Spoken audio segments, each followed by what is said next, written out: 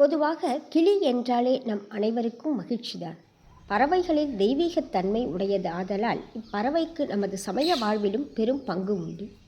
மதுரை மீனாட்சி, ஆண்டாள், காமாட்சி, சிவகாம சுந்தரி போன்ற பல பெண் தெய்வ உருக்களின் அலங்காரத்தில் தவறாத இடம்பெறுகிறது இக்கிளி. அம்பிகையானவள் எல்லையற்ற மகிழ்ச்சியில் ஆண்டு மலர்ச்சியுடன் காட்சி தருவதை உணர்த்திடவே அவளது கரங்களில் கிளியை அமைப்பதாக கூறப்படுகின்றது.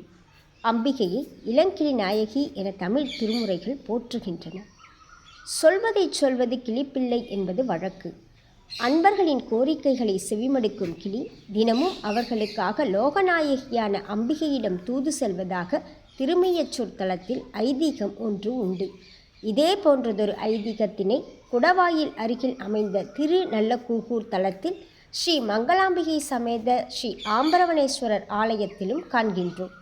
இங்குள்ள துர்க்கையின் இடது கரத்தில் அமர்ந்திருக்கும் கிளியானது தினந்தோறும் பக்தர்களின் கோரிக்கைகளை செவிமடுத்து அவற்றை இத்தலத்து அம்பிகையிடம் தெரிவிப்பதாக நம்பிக்கை உள்ளது. பெண்கள் தம் மங்கள வாழ்விற்காகவும் மாங்கல்ய பலத்திற்காகவும் இவ்வம்மையை ராகு காலங்களில் வழிபட்டு அளப்பரிய பலன் பெறுவது இன்றளவும் கண்கூடு. பஞ்சமங்கல அம்பிகை க்ஷேத்திரங்களுள் இத்தலமும் ஒன்று என்பதும் சிறப்பு. குருவே சரணம்.